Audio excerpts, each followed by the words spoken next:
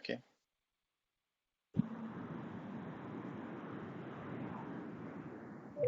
So does anyone have any general questions about the resume?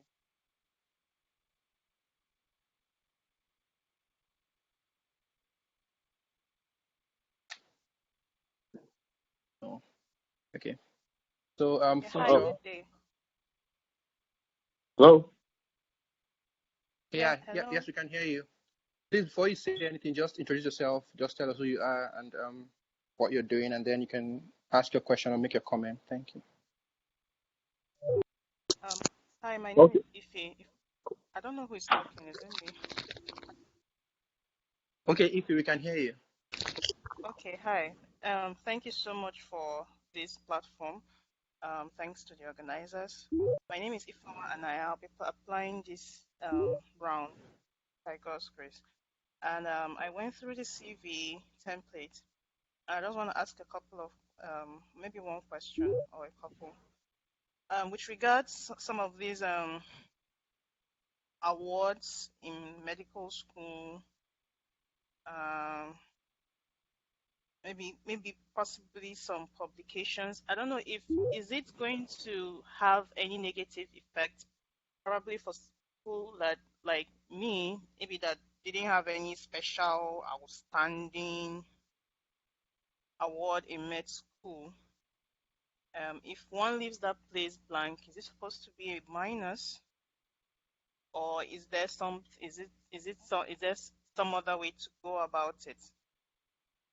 That's just my question, because not everybody may have something to put in every column, or maybe them just say in one or two columns.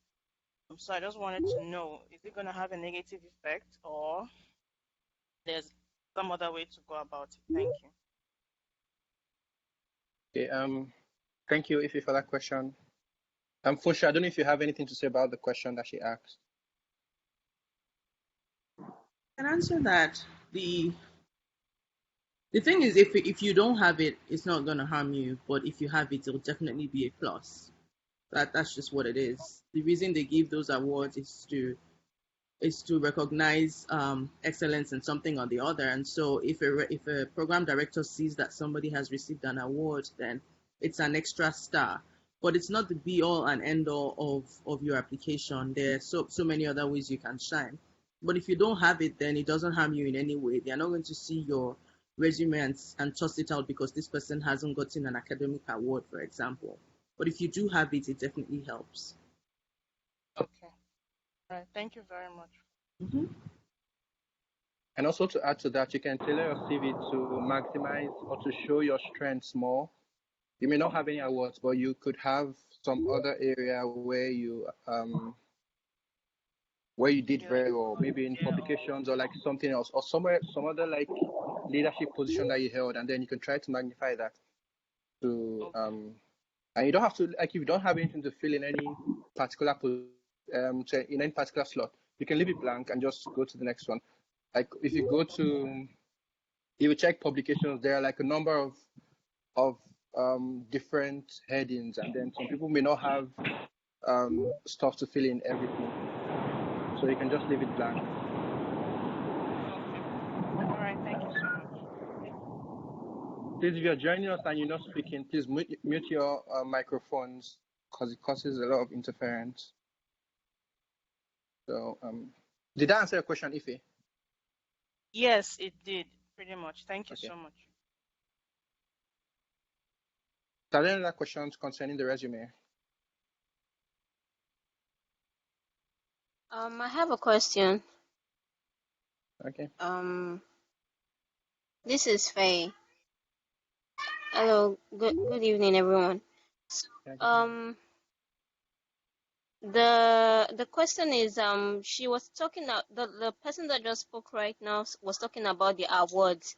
The awards you're writing, are they just for your medical school, or it goes way back to maybe when you were in primary school, secondary school? I just want to clarify that. Okay. Thank you for that question. Also, please, let's try not to laugh at people. Some questions may be funny, but like everyone, we want to be very open and try to answer our questions so that everyone can live here with something with a plus. Yeah.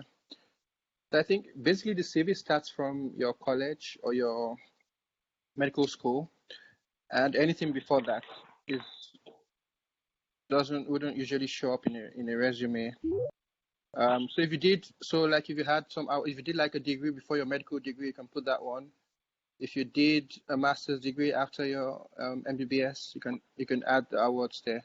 But basically, elementary school and secondary school don't usually show up on a standard resume, unless someone may have another like a second opinion. But you can. I want to add Okay. something. Yes, please go ahead. Yeah, thank you. My name is Tope. I'm applying at this season. I actually have the ERAS open before me. There is a section that says medical school awards, which I think basically is supposed to be the awards you got in your medical school. The next section says other awards and accomplishments. I want to believe that if you have other awards, even if that's my thinking, even if it's your secondary school or primary school, it doesn't matter, as long as that award or accomplishment you want to write is something that is going to favor you. So I'll give an example.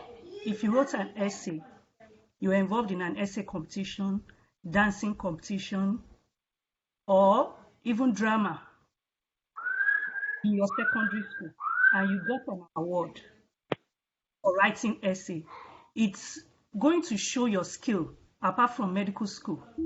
It's going to show some other skills that you have. You can write. You have a writing skill, a writing talent. That's what it means. If you have, like, you got an award in an essay competition, dancing competition, things like that. So whatever you're going to put, just make sure that it's something that is in your favor. That award is going to be in your favor, and you must be ready to talk about it if they ask you on it. So if you got a dancing competition and they start asking you, okay, so what kind of dance did you used to do, things like that. But I think if it's going to favor you, it's in awards and accomplishments. Okay. Thank you very much, Faye, for that input. Does anyone have any other thing to say? That's the thing. Yeah.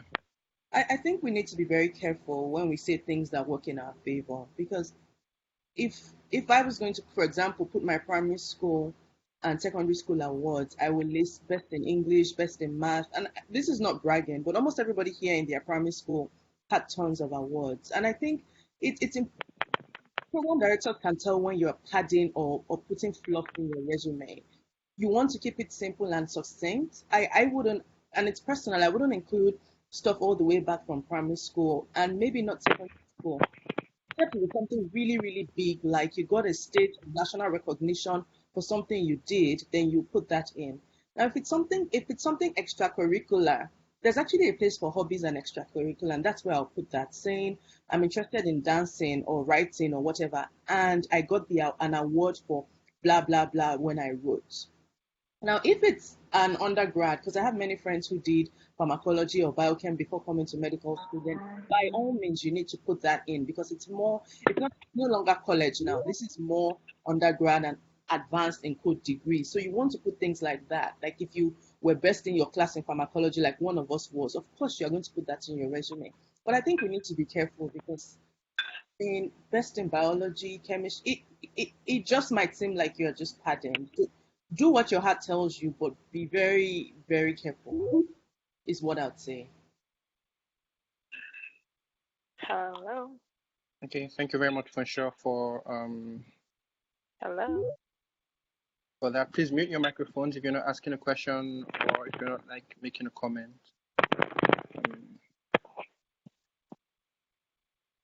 Yeah. So like Funshaw said, there's almost many people won awards, and there's like they can tell that you're just like groping for something if you start adding elementary school and high and secondary school awards and all that. So it's best to like you don't have to have awards. It's not if you didn't have awards out of med school, it's not the end of the world. There are other I can assure you that there are other parts of your CV that you can shine in, and no one would consider it like a negative that you don't have awards in your. I didn't finish from med school with awards. Hi. Can I say something to Father Watcher? Yes, please. Okay, hi everyone. Okay, so about like awards and stuff. Sorry, what's like your name? Hi, my name is ERAS. Okay. Yeah. About awards and stuff like that, I actually totally agree. So I was speaking with someone who is like not a program director, but like part of like the, I guess, decision committee or stuff like that. And you find that a lot of them don't have like the time to look through a lot of like, like the tiny details and all of that. So you want to put things that are very relevant. You want to put things that will catch their eyes. You also have to keep in mind that they're not like their context is so much more different than like context in Nigeria. So if you're putting like awards from primary school, like those tiny things, it might actually kind of take away from your application because it takes their focus away from the important things. I don't know if like that's clear. So yeah. Okay, thank you very much for that. Yeah, I hope that answered the question. There are no hard and fast rules, but these are just suggestions and guides to help you maximize the opportunities. There are very few opportunities you have to sell yourself, and one of them is your resume. The other one is your personal statement. You really have no control over reference letters for the most part, if you're not the one writing it for the person who is. So these are like the two opportunities you have to sell yourself to the program directors and give them something to hold on to so they can call you for an interview, and you don't want to, I don't know, waste it. Just pretend that you have 5 minutes to pitch yourself to someone. What would you talk about? Would you talk about some award that you won? Yeah, just pretend that you have because most of them don't really go through the resume in detail before the interviews, and so they don't really have time to go through like the last person said. So ultimately it's your decision, but these are just guides to help you. Hope that answers the question.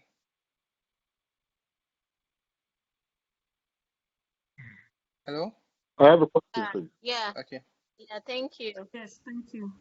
I have a question, please. Very much. Oh, please go Hello? ahead. Yeah, go ahead. Yes, my name is Ikena. I'm applying for the residency as well this year. I want to ask, what's the ideal number of pages or number of words for an ERAS resume? Because in the secular world, you're looking for a job, they will tell you, that the resume is supposed to be at most 1.5 pages, but ideally 1 page. Again, with some of us who have been out of medical school and have been working for quite a while, how do you put all of that in words and not take away what's important and not adding what's irrelevant? Trying to make it as short as possible and as concise as possible. Okay, thank you for that question. One of the resident doctors around would answer the question, but I just want to say that did you see the template that was posted in the groups? Yes, I did. Okay. So well, I'll just say first of all that so for different types of jobs, for most consulting jobs, you should limit your resume to just 1 page. But then depending on who on the field, there's no some fields require lengthier resumes based on your experience, and some require not more than 2 pages. But if you have gone through the ERAS resume template, you would see that they want you to feel like if you have something to fill in in all of the headings on that they give you in the resume on the ERAS portal.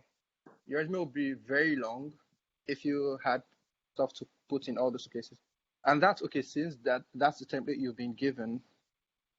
And I don't think there's a problem if you filled it. So does anyone have anything to say? And also, sorry, I think if I may add, sorry, I think maybe what he's asking is, I think it was something that was confusing to me until I actually started doing the ERAS application and noticed that the resume is not as if, I hope we're in the same line though, it's not as if you would type a resume and upload. Yes. It's actually like a form you fill online. Exactly. Automatically, it's like a resume. There's a place for work experience you fill in. There's a place for qualifications and research experience you fill it in. So it's actually like a form you fill. It's not like a resume you type and then now upload. I don't know if that. I understand what that brings me to my second comment or question. Most times, right now, when you have a resume and you give it to a resume reviewer or something, most times I've found out that they go by telling you that you're more of a doer and not an achiever. So transforming that resume from just doing. Most of us through medical school and work experiences, we just basically see patients. That's more of doing. But again, if there was anything outstanding, that you did, maybe during a residency back home in Nigeria, or you were a medical officer that head of a medical unit or something, would it hurt to put it down there and part of your experiences? Okay, thank you for the question. So I'll push this one to one of the resident doctors here. I also want to also welcome Dr. Temi Akinola. Thank you very much I know you're very busy and decided to join us. Temi is a PGY2 resident in radiology, and he actually just came around to provide our input as well. So, Funsho, can you answer this one? Sure. I remember Ikena's first question, and you were asking about page limit. So for ERAS CVs, there isn't a page limit. But when you fill the form, most of the subsections and areas where you fill in have a character limit. And so where you have job experience, for example, or research experience, you have a set limit of words you can actually put in that spot. And that's how they limit the amount of things people put on a resume. So there isn't, for the ERAS CV, there really isn't a limit. You just put what you have. But what I tell people is, as always, just don't put fluff in, because your fluff is going to detract, like Timola said, from your actual achievement. So put what you have, make it sound nice. If what you have is one page, nice and clean, then that's good. If you have so many achievements that you have 3 pages of good stuff, all well and good, but there's no limit for ERAS. Most people have 2 pages, maximum 3 pages. Some people have, I think, 4 pages, 5 pages, but I don't see that it makes much of a difference.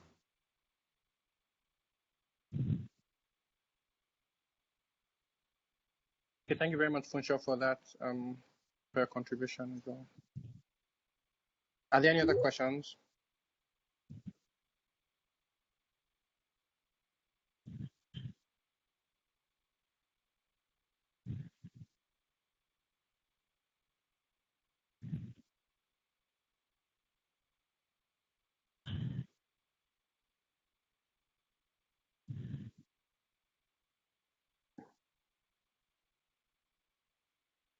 I just want to say that this is a very good time to ask any question you have. No question is too silly. And then, especially since that there are other people who have applied, who have gone through this process with the wealth of experience, provide input on different aspects of. Okay. This is good. Yes. I have 2 press papers we put in for publication. but we're waiting for response from the journal editorial unit, and I'm hoping that they get back to us before I submit and finalize the ERAS application. But if in a situation where we don't hear from them, of course that's an unpublished work. But it does it hurt if I list it as still unpublished? So I had a friend who had this issue last year. He had submitted his paper to JAMA, and he hadn't got any response from them. And so he left it as I think there's a space for like submitted articles or unpublished or something like that. Okay. And which was very good for him because JAMA eventually rejected the paper. But on his resume, it said he submitted it to JAMA, and once people see JAMA, they are very excited. And so, and so it was a plus for him eventually, because if he had waited then and they rejected it, he wouldn't have been able to put it as submitted to JAMA. And so just you can leave it's not a negative if you leave it as submitted. If news comes back before you apply and it was accepted or whatever, you can always like edit and change it. But then it's not like a negative if it's just submitted. Okay, thank you. Yeah, you're welcome. Hello. Hi. Hi, good day. Sorry, my name is Anderson. I have a question. I wanted to ask about where do you put distinctions? Do you put them under awards? Because like the templates that the KAINJI template doesn't really have anything, just like best in this, best in that. So is there a particular portion where we're supposed to put that if we have? And then second question, for those awards, is that in a school where they actually give those awards, or some way you found that maybe the HOD told you, okay, you were highest in psychiatry? Can you now put that there as best student in psychiatry? Thanks. Okay. So I'll push this one to Funsha because I know she has a lot of experience with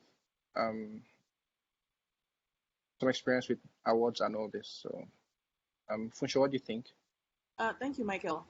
Anderson, hi. The distinction thing is very tricky because what happens in the US, and I mean, I realized this after my ERAS, is what they do have is people honor a certain subject. So I think that's their distinction on this end, and you actually get a recognition for like a distinction. You can put it there because it is an achievement, and just write it, just receive distinction in whatever I received the distinction in.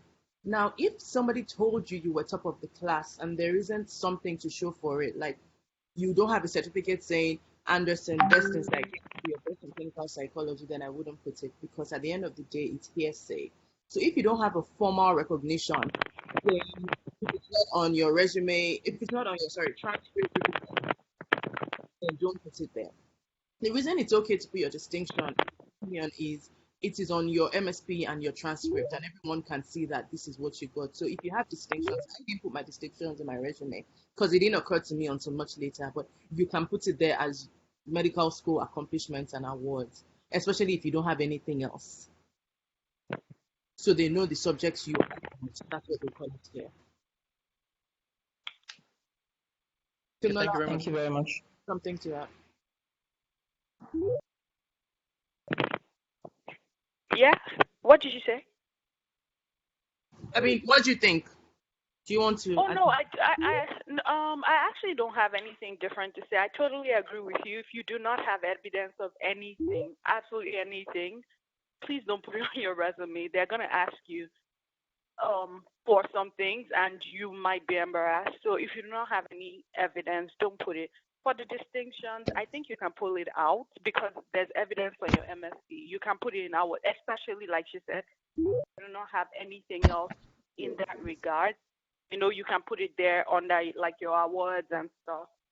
But for anything, if you do not have the evidence. Please don't put it there. You did do something on your laptop, sir. I have a Good question. evening. Sorry, please go ahead. Yeah, so this is Julia. It's Okay, but it's related to the last question. I okay. have an award. The certificate was given to me during convocation. So is there a way to upload it in ERAS? So I should just hold it for interview? So I would say that. Okay. Oh, sorry. Who's speaking? Oh no, go ahead, Roger. So I would say that you should. So there's no way to upload your award certificates. I don't think there's a way. But you can. So you can put it in your resume, and then if your med school does, some schools would add it to your MSPE, and that you won awards. So that's another way it can show up in your application. But I don't think there is a way to like upload award certificates. And then you can also talk about it in your personal statement. I guess those are like the three main ways that you can show that you won those. But I don't know. Were you saying something? Yeah, the award is actually obstetrics and gynecology, and I'm not applying there. So, I'm trying to say, can I say that in my personal statement? I'm going to say you should put it in your medical school awards, even if it's not where you applied. It's possible that where you are in internal medicine, maybe there's even no award for internal medicine in your school. For example, in my school, there's no award for internal medicine and there's an award for OBGYN. So I will put my OBGYN certificate, even if it's not, because an award is just to show that you are distinct from other people and you are able to excel. And that alone is enough. It doesn't have to be where you're applying. Okay, thank you. Yeah, I hope that answers the question. Yes, thank you very much. Yeah. I think Dr. Femi Ojo is also around, but I'm not sure. I can't see his name. Dr. Femi Ojo, are you around?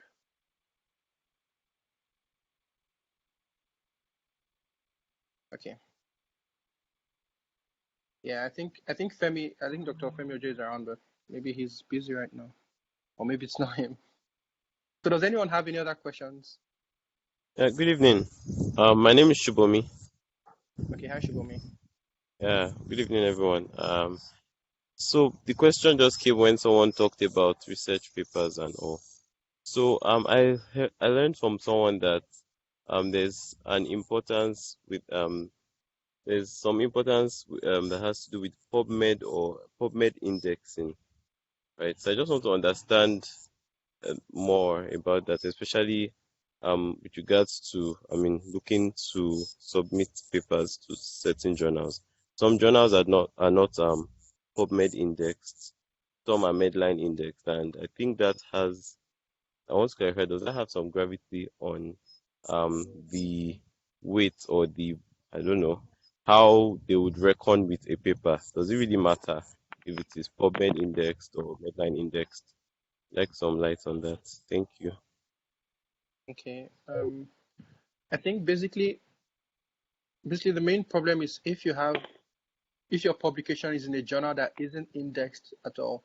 So some of the journals like in Nigeria and the regional journals, I guess like African Journal Online is indexed, but some of the local journals in Nigeria may not be indexed on any of the on Publine, Medline, Cochrane, or any of those databases, and that's where you would have problems. But if a journal is indexed on Medline, Cochrane, or any of all those, or PubMed, if it's indexed in one of them or all of them, I think you should be fine. Please mute your microphones if you're not speaking. Thank you. Yeah, I think you should be fine, Shubham, if it's indexed in one of those or all of them. So, does anyone have? So if I get the advice is that if before submitting to any journal, we should check if they are indexed, because if the journal is not indexed, then it would it be like downplayed in the application? That's really good. So if it's not indexed, then there's basically no way for them to know if you really published the paper in that journal. Oh, okay. Do you understand? There's no way for them to make sure that you, because I think you have to like provide a link or something. I'm not sure to the article, but then yeah. But most journals with good impact factors are indexed in all these databases, so that shouldn't be a problem. Oh, okay. Thank you. But you can always check to make sure before you submit it to a journal. Yeah. Thanks. Okay, you're welcome. Does anyone else have any contribution? Have any answer to that question, or have any contribution to the question he asked?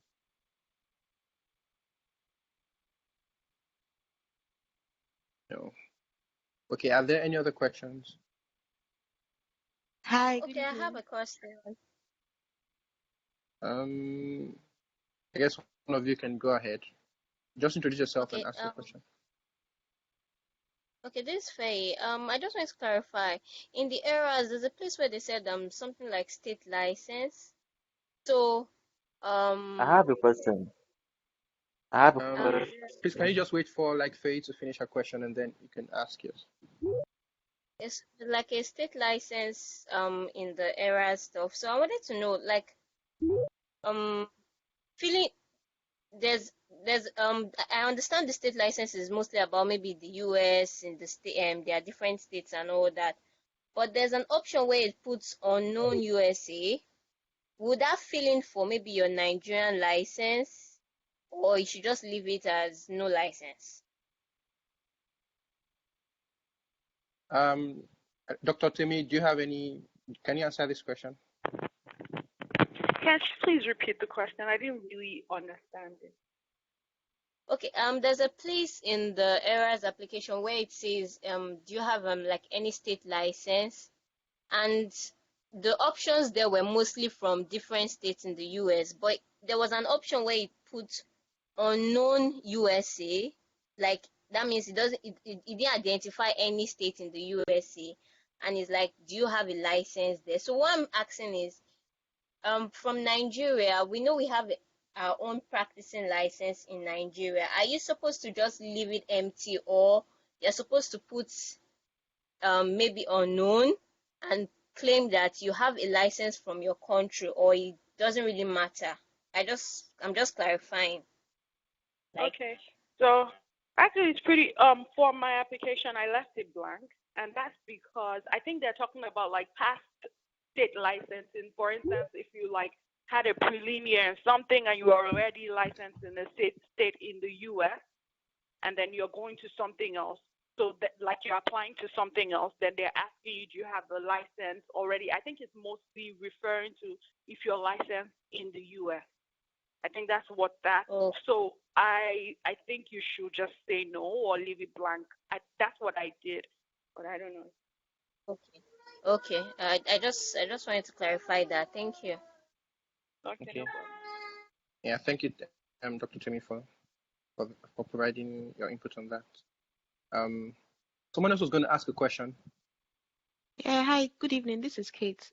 I wanted to ask, if we do an observership or an externship here in the US and we fill under the work experience where we did the observership, what are we meant to write as the position? Is it a volunteer or an observer or an extern or something? I don't know what we are meant to fill there. Okay. Yeah. I know, Timmy, you would have some experience on this. Hello? I'm trying. Yeah, okay. hello. Yeah, This is Laura. I'm trying to remember exactly what words I used. For some things I think I used volunteer, but I also used what's it called? Sorry, I'm blanking out on the word. But for quite a number of them, I used volunteer. Like for a lot of the elective positions I did, I just did medical volunteer for most of them. I think I used another word. Just give me a second. I'm going to clarify from my own. But yeah, I think if anyone else has something else that they use, maybe they can. But I will just let you know what else I use. How about shadow doctor? Okay. Like shadow physician, maybe. Mm-hmm. I think a lot like shadow physician. Shadow physician is actually not bad. I think for a lot of these things, there's no one word that describes it. I think it's more of, you know how they like to paint things here, like the picture that you paint. Shadow physician doesn't sound bad, actually. But I think for sure, I think there's something else. There's something else that is commonly used. I'm just blanking out on it right now. I don't know if Funshaw can like. Yeah. I think those are the same thing, shadowing physicians. But I generally try to avoid that word because it makes it seem like it's not such a structured thing.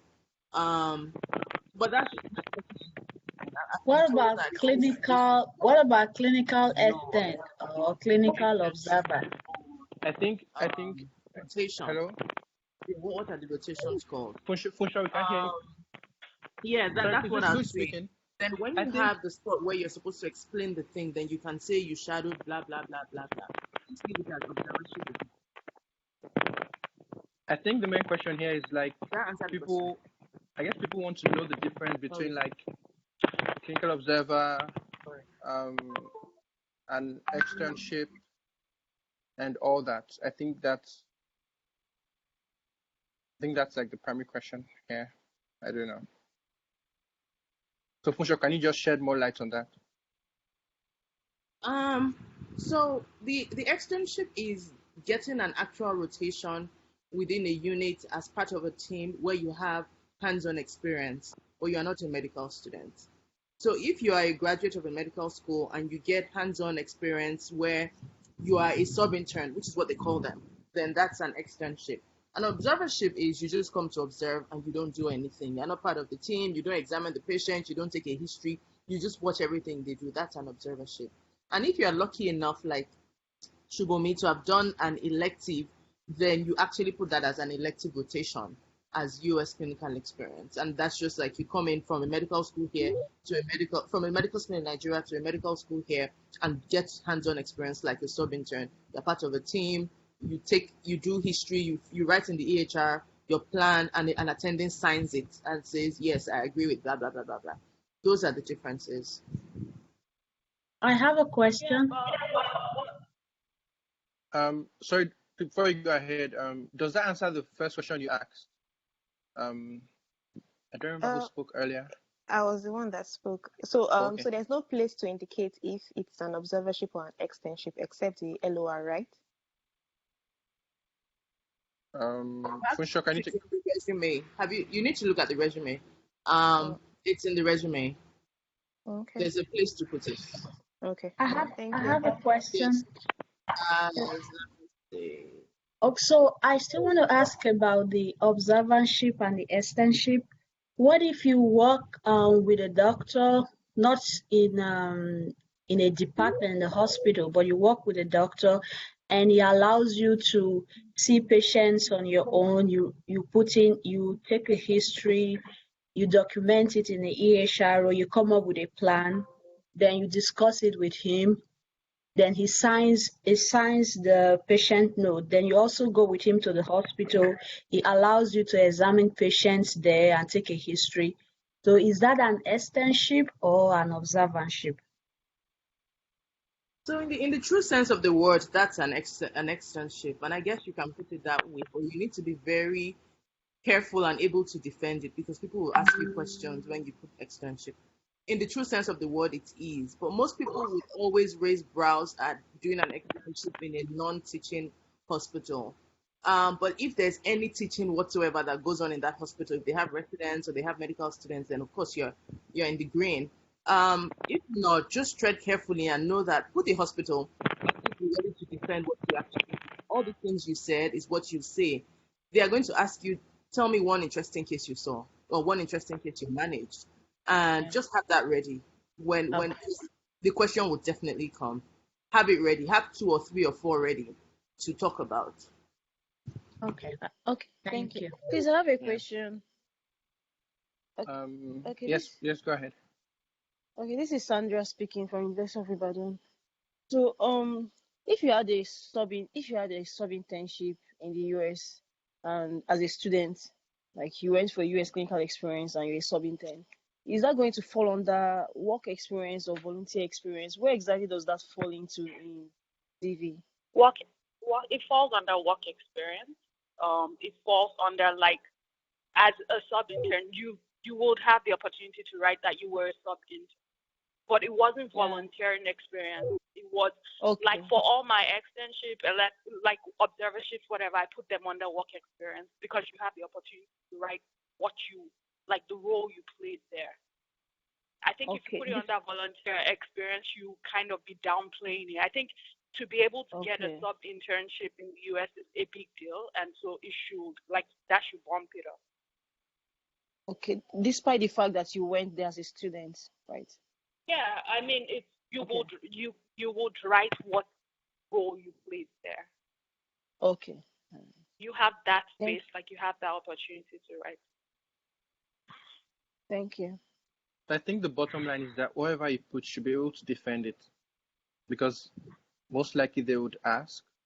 I know someone who put something that he did in some big hospital, and then they asked him the software they use for electronic health records in the hospital, and he wasn't really sure. And he had put like stuff that he did, how he was, like, he wrote a lot of stuff about what he did, and then he didn't know exactly what the app they used for their EHR. So just make sure you're able to defend whatever you put on your CV. I think that's the bottom line. So is there any other? Okay, you're welcome. I think someone else was going to ask a question, right? I have a question if no one else. Yes, please go ahead. My name is Laoye. So I lost a year in medical school. I failed my MBE part 1. They ask you if you lost any time or if there were any delays in your medical education. What do you suggest that we fail in that category? Thank you. Can you say that again? Sorry, I missed it. Sorry. My name is Laoye. I lost a year in medical school because I failed one of the MBs. What do you suggest we fail in the section that asks you if you had any delays in your medical education? Pusha, do you want to take that? That's a tough one. But I think that's in ERAS, right? There's a question like that in ERAS. Yes. Yes. No. Is it in ERAS or is it in an interview question? I don't think it's in ERAS. It's in ERAS. It's in ERAS. Can you remind me what the question says? Sorry, guys. I'm looking at my... It just asks you if you had any delays in your medical education. And the adjunct to that question is, do you also say, oh yeah, we had strikes when I was in medical school, so I spent X years instead of X minus 2 years? I mean, just put it there. I mean, if it's there, I'd say to put it. Or is somebody... oh no, are you showing it? You know what, Laoye, let me think about that and ask more people. I don't want to give an answer that I'm not sure of. Let me ask a couple of people what they think about acknowledging that, because it'll be in the MSP. I don't know. Timola, what do you think? I really don't know, and I think sincerely, it's not a straightforward question. Like I said, I think that, like you said, I think that there are more like opinions about that, because it's not like the straightforward things. You don't want to put it outrightly but you also don't want to be dishonest, because that would actually, you know what I mean? I think that would be worse for you. So I think it's actually, Pusha, you're right. I think it's something that one needs to think of more to be able to come up with like the correct answer. But I don't have like an answer to that right now. Okay, please, I want to ask, in the transcript that is sent, do those kind of things show up, like if you lost a year, in the transcript I sent from your school to ECFMG, I think would it be there? I think that depends on the medical school. Okay. And I think your school will be able to answer that question. If you have a contact there, they will be in the best position to answer. Okay, so schools treat. Can you mute your microphone if you are not talking? Okay. All right. Go ahead. Yeah. So I was saying that if he has a copy of his transcript, that could let him know, okay, if it's actually there, that okay, he lost a year, and then that answers that question, because it's dicey, like everybody has said. But I don't know. I wouldn't want him to say, okay, maybe he lost a year due to some other things, and then they already know that this was actually the reason because they've seen a copy of the transcript. Yeah, I think that makes a lot of sense.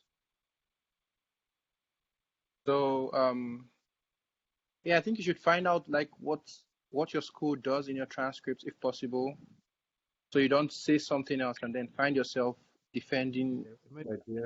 Yeah, not just might the be a good transcript, idea but to also. play safe. Yes, please, Dr. O, please go ahead. Yeah, I'm just thinking about that question again. That I don't think we've come across that particular question. Lost years in 1 year. So when you actually repeat, that's a whole year. So your entry year will read like maybe 91. That means you finish 97 instead of 96, depending on your program. So that, I guess that information might be on your transcript because it will say your entry year and it will say your exit year. The challenge is they're not really that familiar with our system, but on the other hand, some of them are actually getting more used to the way we run our medical school. I will play on the side of safety and say I had a delay of 1 year. Nobody's going to penalize truth. If you have other things going for you, so you have all your steps you've done well in them, and I think people really appreciate being truthful, and it just also saves you all the headache of trying to figure out what is in your transcript and how to pad up the lie, lie number 1. So that's my take on that. Thank you, sir. Okay, thank you very much, Dr. O. Yeah, I think does that answer the question? I think I think that answers the question basically. Does anyone else have anything to add to that?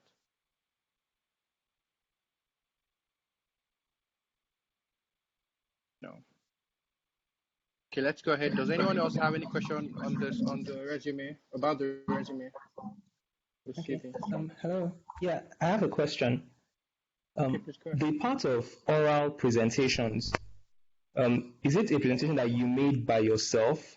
Because I was part of a paper that was presented at a conference, but I wasn't the one that presented it, but it was presented orally. So do I put it there or do I just leave it out? Thanks.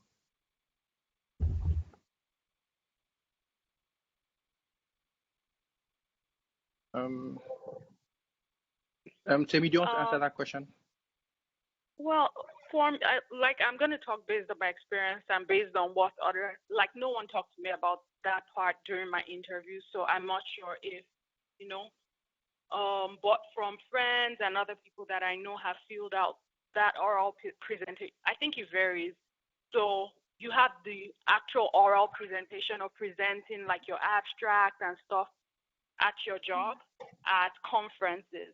And an oral presentation can even be presenting at grand rounds, right? But it has, I believe that it has to, that you presented it. Your paper was presented as something that can be under, I think, okay, there's publication, there's presentation. I think you can actually put it because it was like your paper was presented. You're part of the people that presented it. But generally, it ranges as long as the paper was presented, I believe that it can go under like that section. Thanks.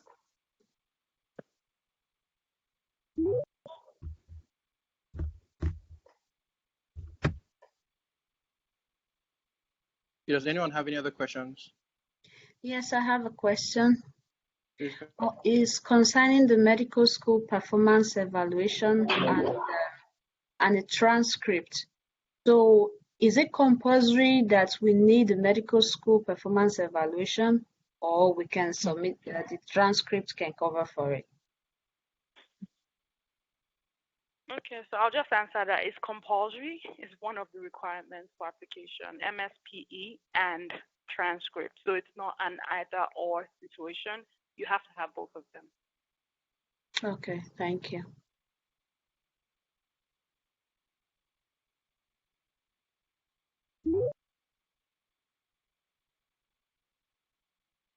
Okay, are there any other questions concerning the resume?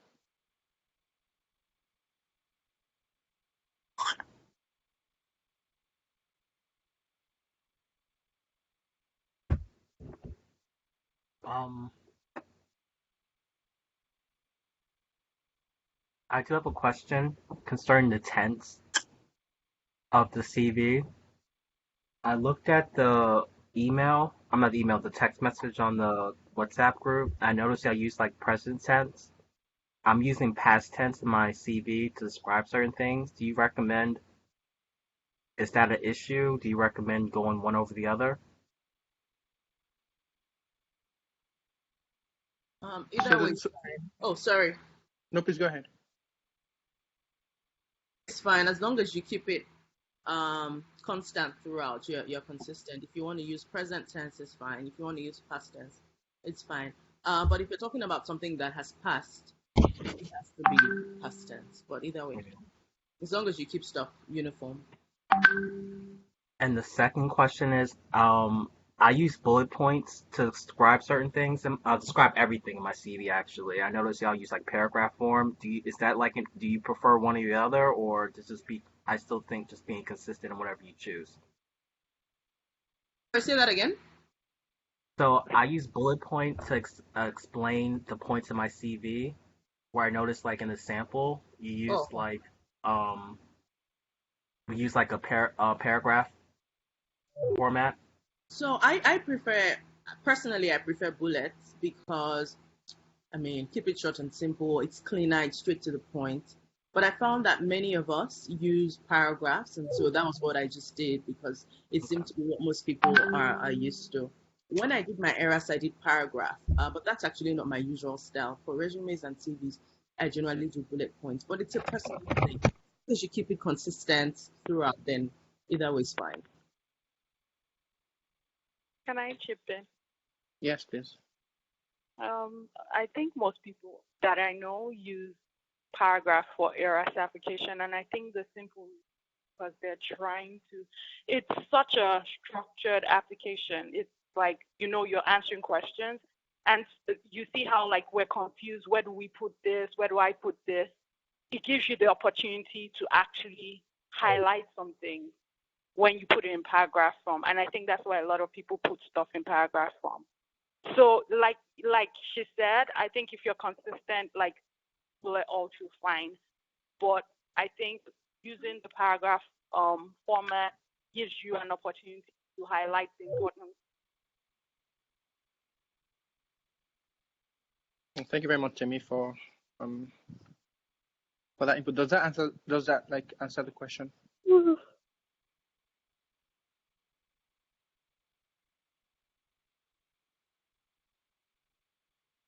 Okay.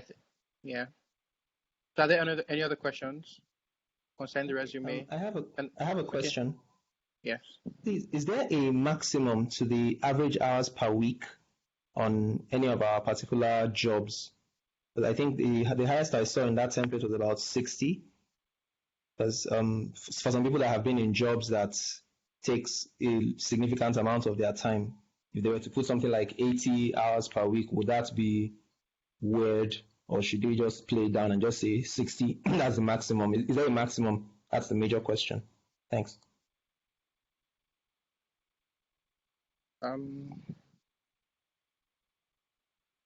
Okay, I'll let someone. I'll let one of the resident doctors answer. Ella Funshaw or Temi, you can, if you guys have any input, you can speak up. This is all right. I don't think there's any maximum. You just put what you work. I mean, if you work 80 hours per week, put it there. I don't think there's a maximum. It's just like just to get an idea of how involved you were in whatever it is you were doing.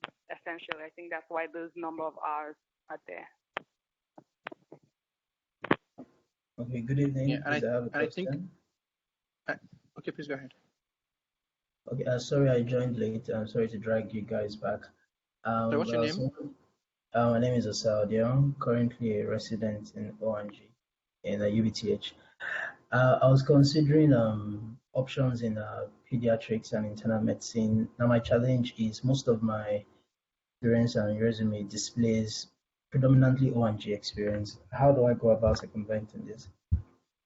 Both in my ERAS application and in the interview, just in case. Yeah, I think that's a very good question. And Funshaw had the same situation last year, and maybe she should just talk about how she was able to not just offset it, but also like play it to her own advantage in the end. Okay. One is you don't really need to defend it in your CV. I mean, you just put your experience. That's it. That's what your CV is. Now you can address it in your personal statement, but I also wouldn't dwell so much on why you are making the switch from one specialty to the other. I'll probably one line or two, if anything. But what you need to do is play the strengths you have, the skills you have gained and your strengths from going through a residency program, because most people who are applying have not gone through a residency program, and so that's a plus for you. And so when you're talking about your experience, you actually, in your personal statement, you actually talk about things like whatever skills you've gained, whether surgical or medical or presentation skills or communication skills with patients, or team. Of course, you worked in a team building skills, leadership roles as a resident. And I think those are the things that really, really matter and not necessarily your specialty. Now you can put a couple of lines about how you must say good things about your specialty, never say anything negative about your current specialty, and just say that you are at the cusp of a change and you are really you are chasing this dream because maybe you had a patient that had many comorbidities. Maybe she was an OBGYN patient, but she had DM and all those things, and you felt bad that after she gave birth, you couldn't be with her anymore, and you wanted to just follow her long term, and that's why you want to do internal medicine, because you want to follow your patient over a long period of time. That's just an example, but I'll just give it one or two lines, but not dwell on it. Now, when it gets to the interview, everybody's going to ask you that question, and I think it's when we do the mock interviews for interviews, we can actually expand that more. But until then, this is the time to start thinking about not one, not two, not three, but at least 4 or 5 reasons why you're making the switch. Because when you give people so many reasons, they know that it's a well thought out decision, and you're not just doing it because ONG has to get into in the US. Does that answer your question? I switched as well, and everyone asked me during response. Thank you. But it's a plus, by the way. Just the residency experience is a plus. All with there's just no negative. Okay, thank you, Funshaw. Okay, thank you very much, Funshaw, for providing insight on that question. I hope that answers the question. Yes, it does a bit. As you said. Okay. Are there any other questions? Still on the ERAS resume, we may have some time to talk about personal statements, but we still want to deal mainly with the resume today. Okay. My name is Ayes, and good evening, everyone. Oh, good evening. Yeah, I have a question about the number of hours for the work experience. Now, it says on there, it says average number of hours. So if I work 40 hours a week, I guess the average will be 20 Somebody hours. just said that. Say that Sorry, again. please go ahead. Please go Yeah, ahead and ask your question. yes, I said if I work 40 hours a week, the question on there says, what's the average number of hours for your work experience? So if I work 40 hours a week, is it safe to say 20 or keep it at 40? Because No, I'm so you worried should about the mute your word microphones. average. Okay.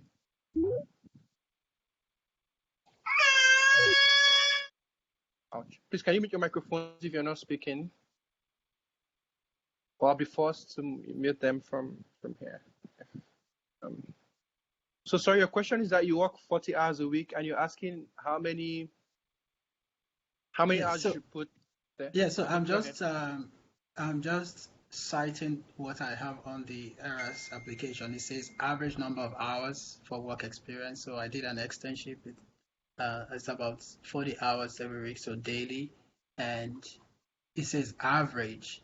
So if I work 40 hours, I guess the average will be 20 hours. That's where I'm coming from. I think the average is 40 hours a week, but I don't know if someone else has some other insight. Like, so if you work 40 hours a week, if you did 40 hours a week during the externship, then I think the average is 40 hours a week. But then if someone else has a different opinion. Michael, you're right. Okay, thank you. Yeah, so just put the number of hours. So that's like your average weekly working hours. That's what they're asking for. And if it's 40 hours, then you put 40 hours. Okay, thanks. You're welcome. So are there any other questions?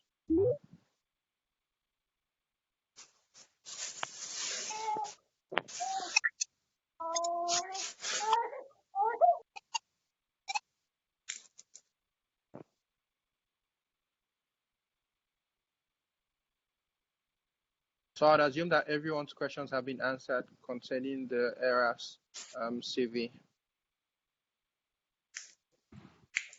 Michael, I don't know if you'd allow me, but I had thought to do a quick summary of things that just 5 points that I think people should take away from this conversation.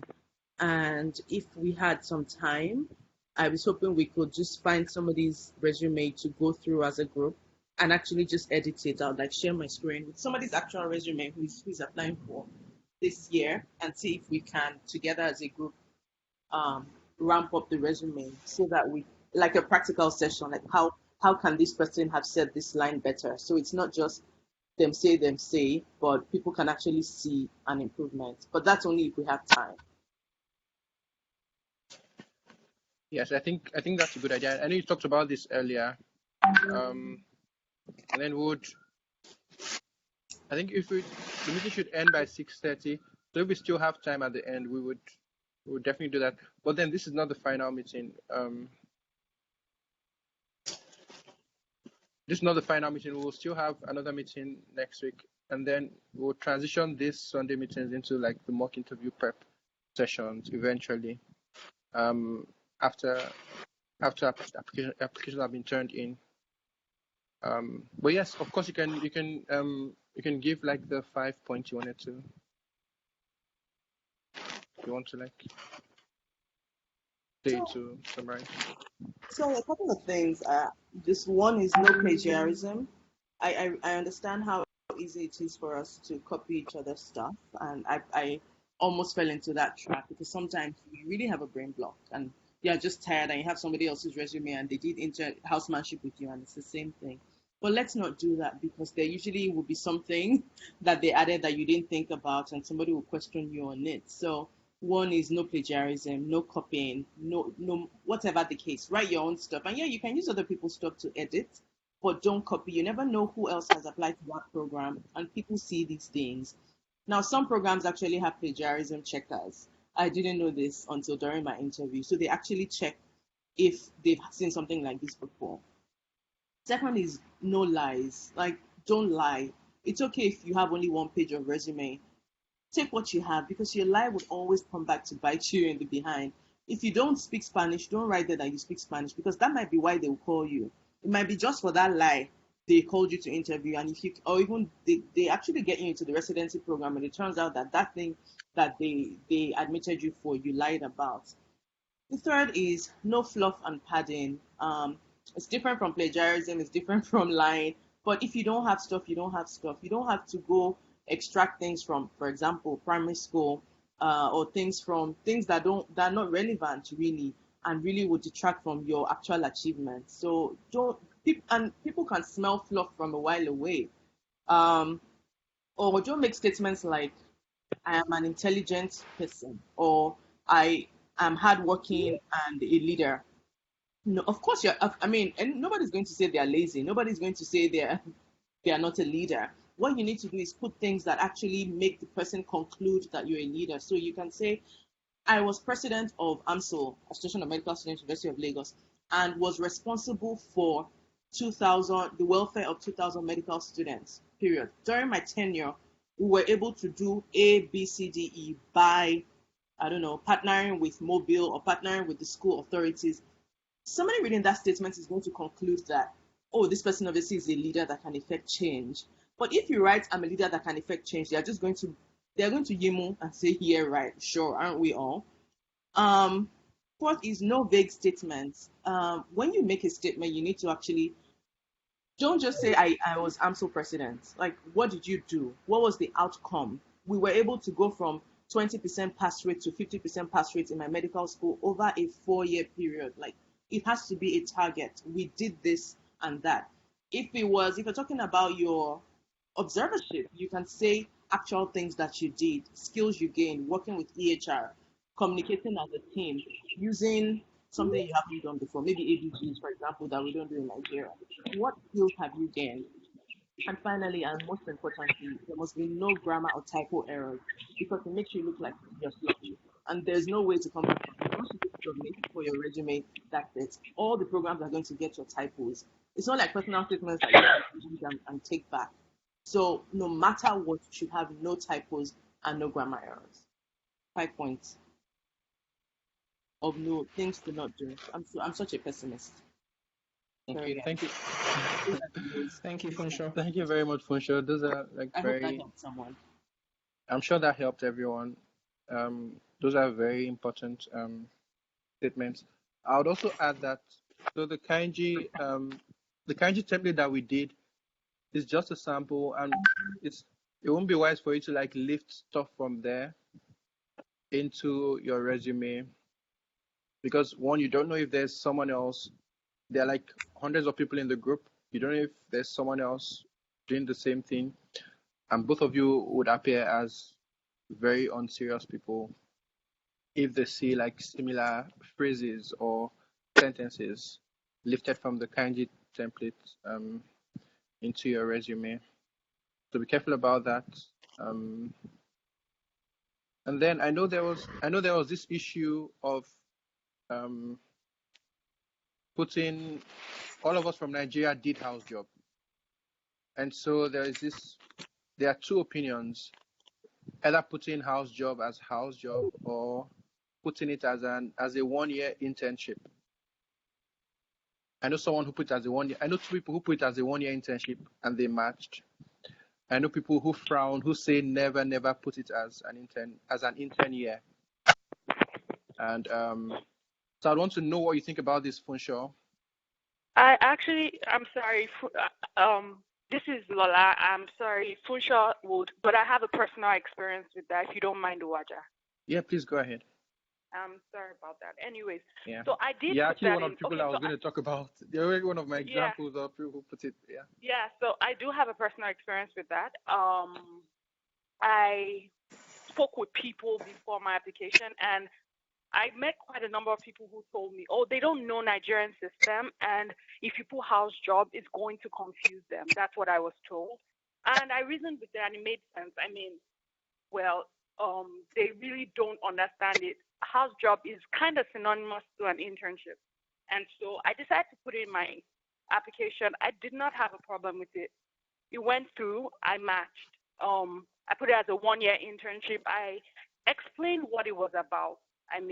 But I also know of someone who applied with the same, talk to people, also talk to me, and I was like, okay, this is how I did it. But I don't see it as fraudulent because it is like synonymous to an internship.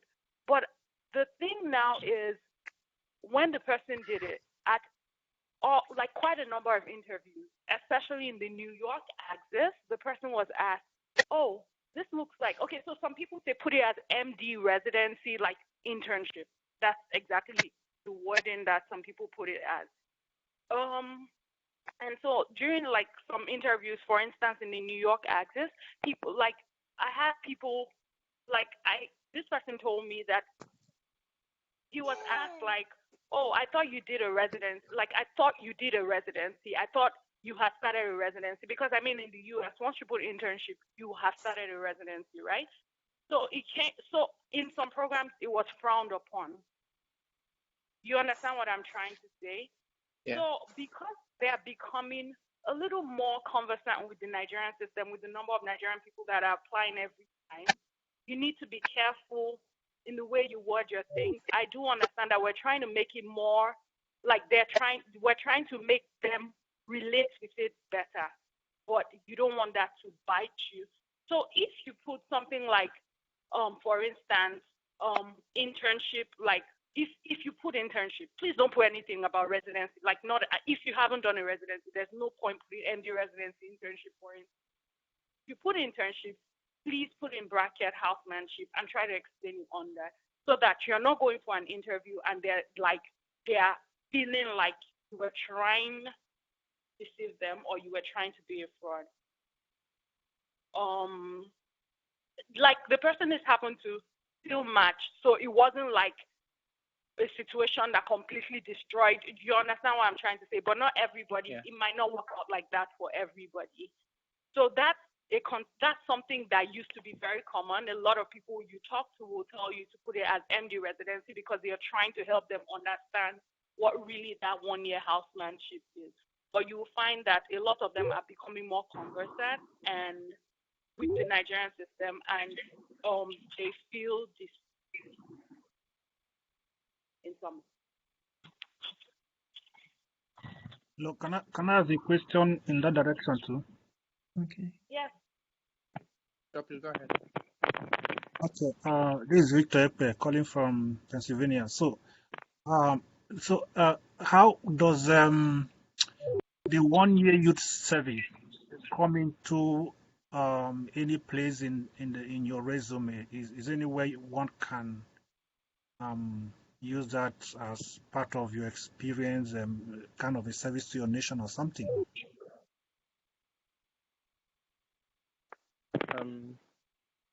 Yeah, to me, often sure, yes.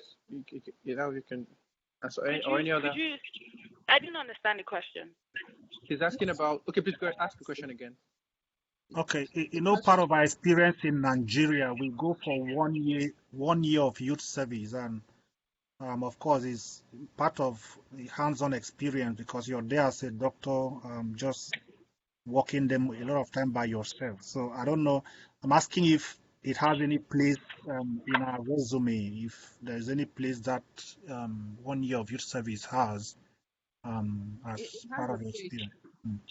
You include it in your work experience, and I think it's very, very, very valuable for all of us Nigerians to be able to say that you've worked as an independent practitioner in a resource poor setting, because it just says that you're a doctor. You're not straight out of medical school. So you've done medical school. You've worked under supervision, which is your housemanship year, but you've also worked independently. And I think it's important to also highlight certain things you did, if you gained any skills or if you did any projects during your NYSC, because it shows that you're just not a doctor who is interested in just clinical medicine, but other social aspects of your practice. And I know that most of us did a lot of things, projects during NYSC, even if it's the MDG thing of back in the day, or the not PEPFAR, the other one. There was an HIV thing for NYSC that I know many doctors did, and some people did both. I think this is the time to put those things there, especially because they had international partnerships with the UN, UNICEF, and the World Bank. So that is a strength that we all have, that American medical students didn't have, and that's a strength you really should play. Now, how I always word mine was, I always say I was a sole doctor in a town of 10,000 people, because my town where I did my work had 10,000 people. That's outcome. People then know that, oh my God, you're the only doctor in a town of 10,000 people. I'll say I led a team of 18 health workers, because everybody chew, J chew, all of us. I was the head of the team anyway. So you need to put things like that, just clear things so people can actually see what you did. And then you can say, I gained proficiency in whatever you did, taking deliveries and blah, blah, blah. Additionally, I personally built a maybe school in the society for skill learning and something, whatever you want to put, whatever you did. Remember, don't lie because they will ask. But just whatever you did, make sure you highlight it. Okay. Yeah, I think I have that's a question in line of non-clinical stuff, please.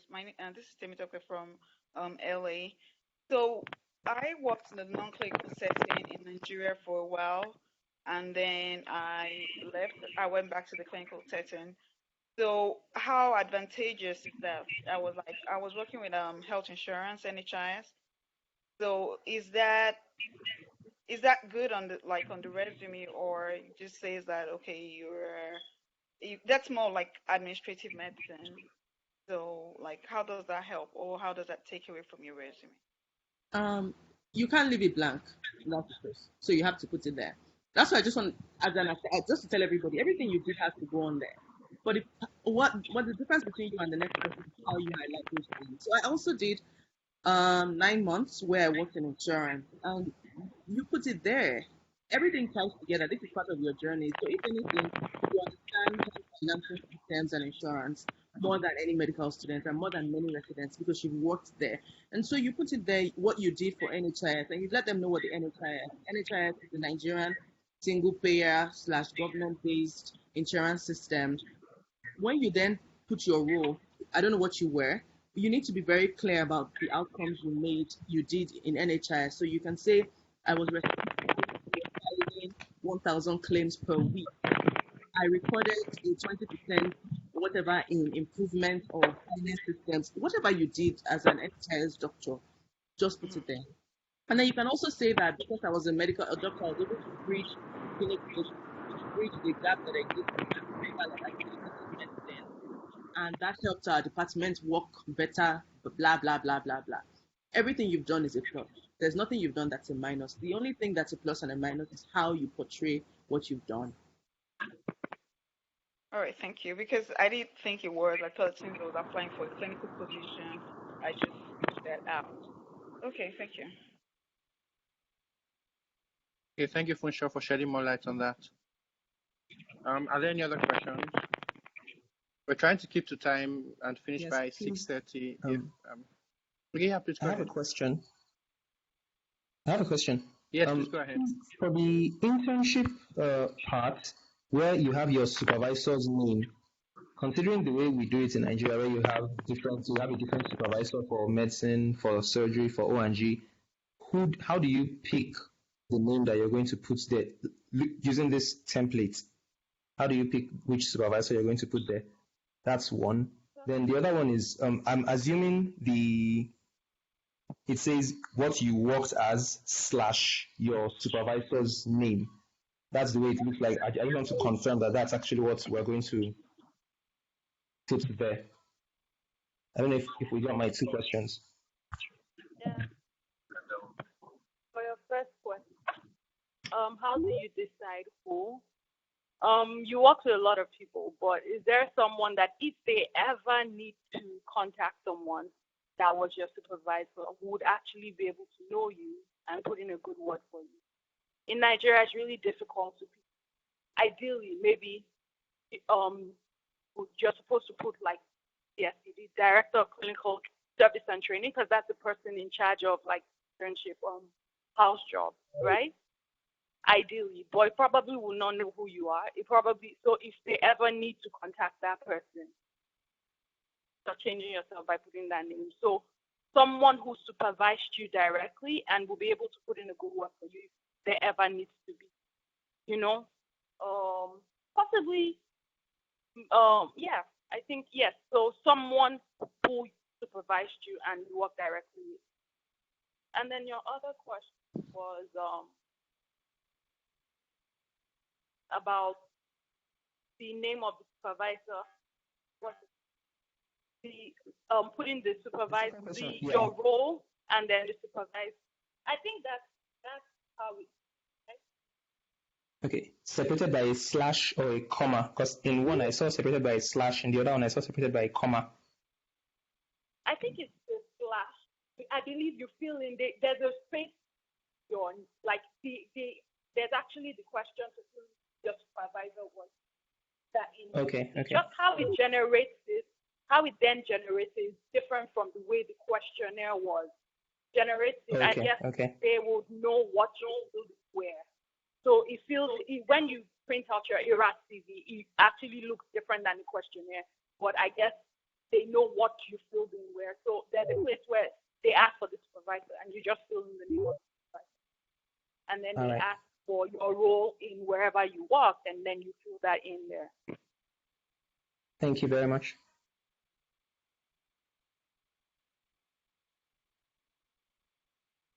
Okay, thank you, Lola, for answering that question. Are there any other questions? We're trying to keep to time and finish by 6:30. Yes, please. I want to ask. It's Ifoma again. There is this. I don't know. I think it's every medical school in Nigeria does that. I don't know. Is it? I'm just thinking. It's looking like if one wants to include this in the CV, where should it fall in? We all did final year projects as medical students under community medicine posting before graduated, and this is something that was actually well, I don't know what I use the word published. One who did a lot of work, like mine, I had to go on the streets, putting questionnaires, asking questions. I feel it's something that is really, really very, very important. But if one can add it in the CV, where should that fall in?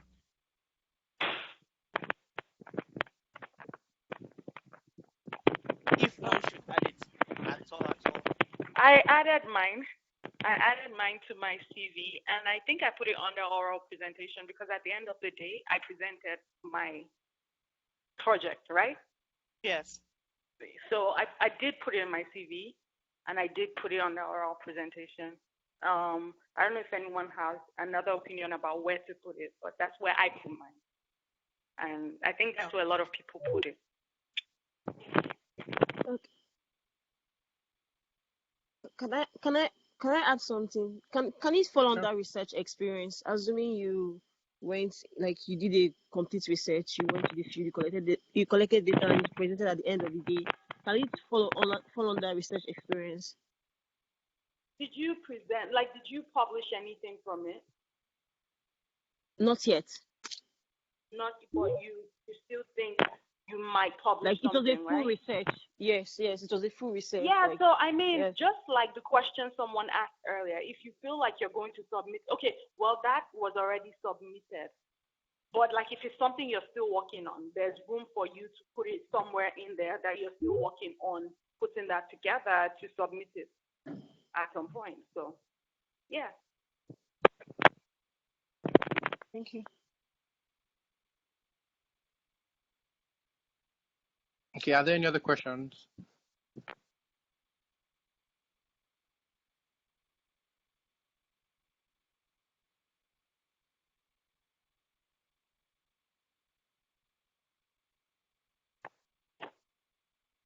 Okay, I think we're right on time today. I'm sure. Okay.